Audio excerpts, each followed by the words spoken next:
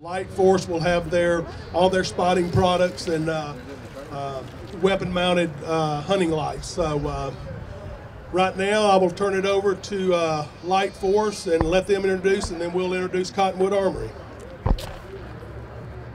Hello, thank you very much. Appreciate you coming out tonight to check out our product line. We're going to throw a few things at you tonight. One of the first items that we're introducing or demonstrating is our Huntsman series lights, which is our rifle mount series. We have a Pred 9, a Pred 6, and a Pred 3. Various different ranges from 250 yards down to 85 yards. We also have a series of handheld lighting in both halogen and HID systems. Now the halogen systems run a 75 and a 100 watt bulb, and my HID systems are a 35, a 50, and a 70 watt system. Excuse me. Now, some of the new technology that we're talking about, or terms that pop up every once in a while, are candle power, lumens, and lux. So I just want to touch on that briefly. Candle power has been pretty much overinflamed as far as the throw of it anymore. See a lot of lights that show that they're 20, 30, 25, 28 million candle power. With a halogen bulb, that's physically impossible. So a lot of people started switching to lumens. Now lumens is a good form of measurement, but lumens actually is a measurement of mass. So it's very important to think about. Take two similar flashlights as an example. Both of them will have a claimed intensity of 600 lumens. Now one of them, if it has a real wide parabolic reflector, is only going to go out to about 150 yards, where the other one is going to have a very narrow parabolic reflector, and it's going to go out to 500 yards. Now they both have lumen output of 600, but their throw is completely different. So lumens is not really the best form of measurement as far as how a light performs. Now we prefer to use the measurement of lux. One lux is enough ambient lighting to read standard newsprint with 20/20 vision. So it actually ranges the distance. So when we talk about our lights, that's our halogen. We have a 500, 700, and 900 lux light, or 1 lux reading. So on my lance, it's 1 lux at 500 yards. So what that means is you can stand 500 yards away, somebody holding the flashlight, you can go 500 yards, hold up that newspaper and read it. So it actually gives you the measurement of the throw of the light. Now the most powerful light that we have is a 70 watt HID. Now HID different from halogen in the aspect of how it works. High intensity discharge requires a ballast and igniter to run the light, where a halogen is just a simple system where the current goes through the filament heats up because of the resistant, creates the light.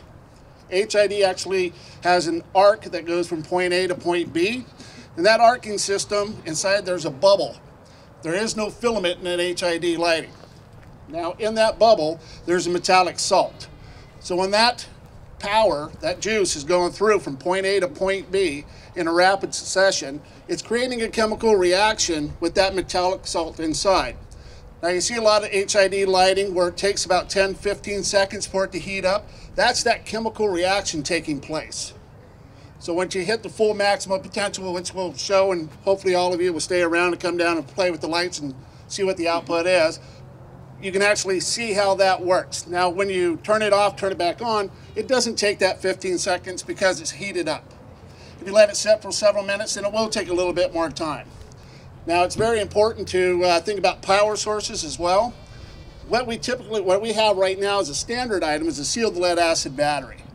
One of the new technology aspects that we have is a lithium ion phosphate battery. Now a standard sealed lead acid battery, 9 amp hour that we have, in a case like this, that battery weighs 6 pounds, comes with a shoulder strap, not too intrusive, but we have the new lithium ion phosphate battery, only weighs 2 pounds, identical size. Now some of the benefits of this new battery technology. On a sealed lead acid battery, you get about 400 cycles on a charge time. The new battery technology, you get 1,400 charge cycles. On the lithium phosphate battery, 2 pounds. 2 pounds compared to the 6 pounds. So much lighter, much easier to use out in the field. One of the best benefits, as far as I'm concerned, storage capacity. How many times have you gone out or put your light away, put your battery away, it sat there for a couple months, you went to go use it, and what happens? Battery is dead, correct, or very, very low.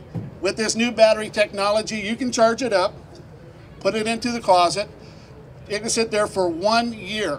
And after 1 year, it will lose less than 5% of its charge.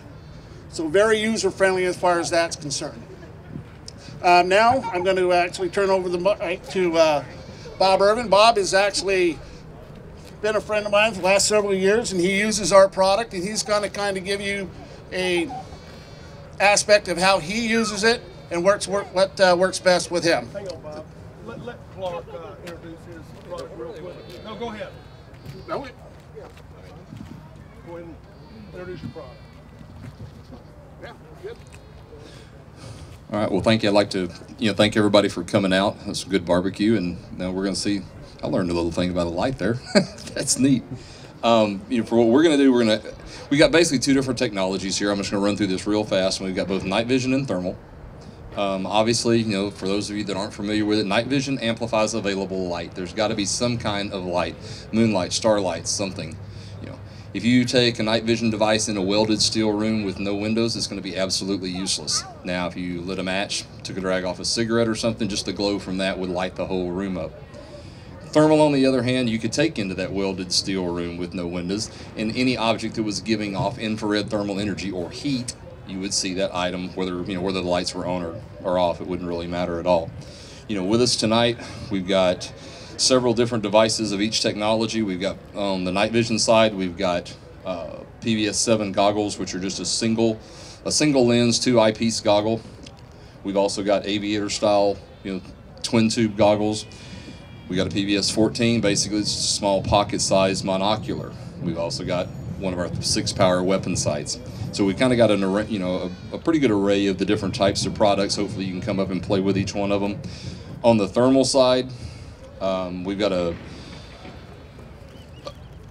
small handheld thermal detector. We've also got, 4 of the weapon sights.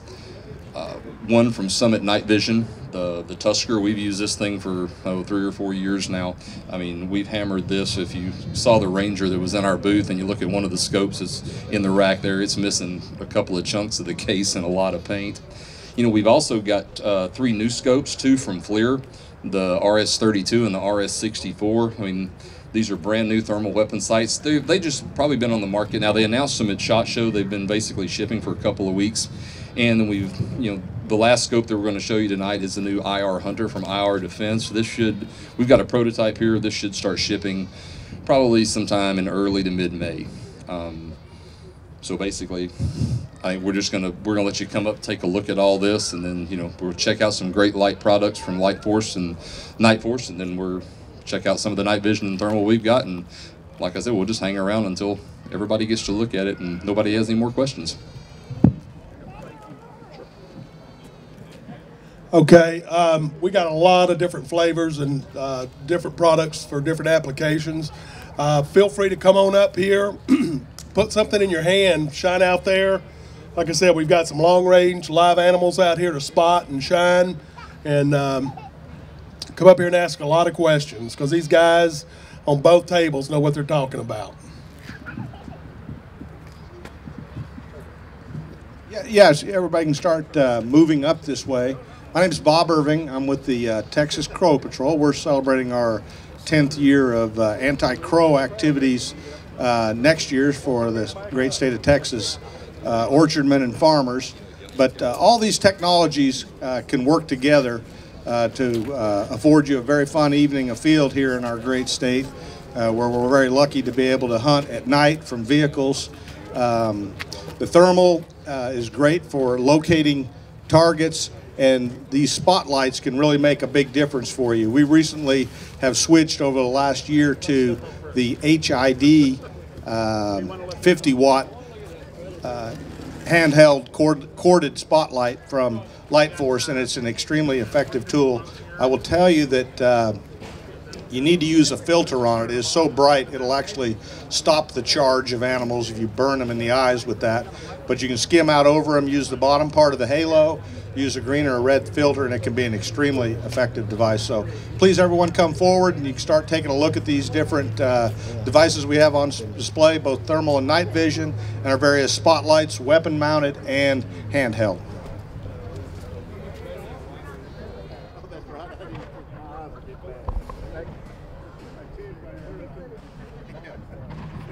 It's a green light. This covers up its GoPro bright.